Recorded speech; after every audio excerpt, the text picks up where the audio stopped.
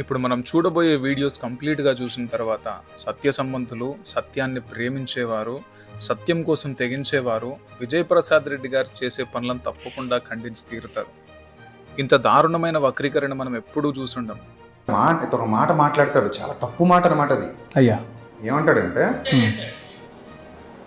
ఇదిగో యేసుక్రీస్తు ప్రభుల వారు 3.5 సంవత్సరాలు పరిచర్య చేశాడు. ఆ 3.5 సంవత్సరాల పరిచర్యలో మహా అయితే 3 బ్రతికించాడు, అంతేనా? మహా అయితే వాళ్ళని లేపాడు, 3 చనిపోయిన వారిని లేపాడు. అంటే ఆనాడు ఎవరు చనిపోలేదా? అందరిని ఎందుకు దేవుడు కాపాడలేదు? అందరి రోగాలు ఎందుకు బాగు చేయలేదు?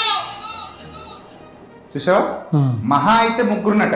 యేసు ప్రభుని ఎంత కెంచపరిచి మహా అయితే, యేసు ప్రభు అంతటి వాడే, విన్నావు కదా, మహా అయితే 3 బతికించినట.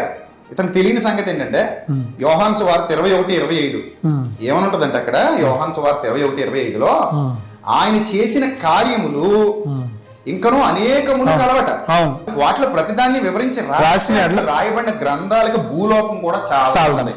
ఇతను ఏమంటాడు, ఇతగాడు 3 చేశాడు, 3 బతికిచ్చాడు అంతే. మహా అయితే, మహా అయితే అన్న పదం వాడొచ్చా? ఇతను నిజంగా యేసు ప్రభుని అంటే ఇతని పనికి మాలిన ఇతని దగ్గర ఏవి జరగవన్న దాన్ని నిరూపించుకోవటం కోసం యేసు ప్రభు యొక్క ఘనతను కూడా తగ్గించి మాట్లాడుతున్నాడు. ఎలీషా ఎలా చనిపోయాడు? మరణకరమైన రోగము. అదే ఎలీషా ఎలా చనిపోయినాడు? మరణకరమైన రోగము. మరణకరమైన రోగముతో చనిపోయాడు. ఎందుకు దేవుడు ఎలీషాను బతికించలేడా? ఆయన ఇష్టం అదే. యేసుక్రీస్తు ప్రభుల వారు 3.5 సంవత్సరాలు పరిచర్య చేశాడు. ఆ 3.5 సంవత్సరాల పరిచర్యలో మహా అయితే 3 బ్రతికించాడు, అంతేనా? చనిపోయిన వాళ్ళని లేపాడు. 3.5 సంవత్సరాలలో 3 చనిపోయిన వారిని లేపాడు. అంటే ఆనాడు ఎవరు చనిపోలేదా? అందరిని ఎందుకు దేవుడు కాపాడలేదు? అందరి రోగాలు ఎందుకు బాగు చేయలేదు? దేవుని ఇష్టం. ఎవరికి స్వస్థత ఇవ్వాలన్నా, ఆమేన్, ఎవరికి చనిపోయే వారిని బ్రతికించాలన్నా అది దైవ నిర్ణయం. Praise the lord.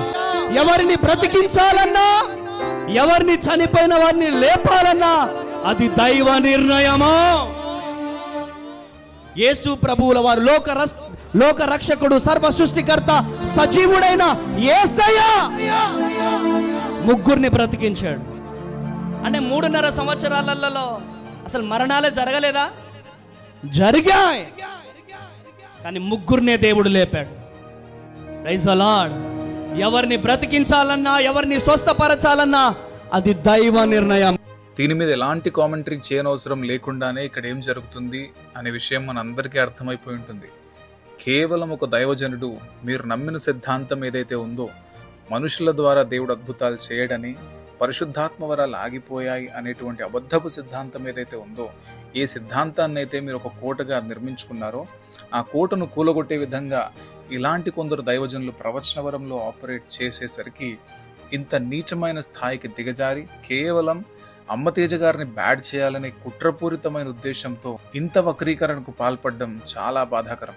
యేసు ప్రభు వారి సార్వభౌమాధికారం గురించి, సావరెయింటీ గురించి అమ్మతేజ గారు మాట్లాడుతుంటే దాన్ని ఆయన ఏదో యేసు ప్రభు వారిని శక్తిహీనుడిగా చేసి మాట్లాడినట్లు, ఆఫ్టర్ ఆల్ 3 చనిపోయిన వారిని లేపాడు అని చెప్పినట్లుగా చిత్రీకరించి ఒక రాంగ్ పర్సెప్షన్ జనాల్లో క్రియేట్ చేయాలనుకుంటున్నారు. విఘ్నులైన వారు ఆలోచించాలి.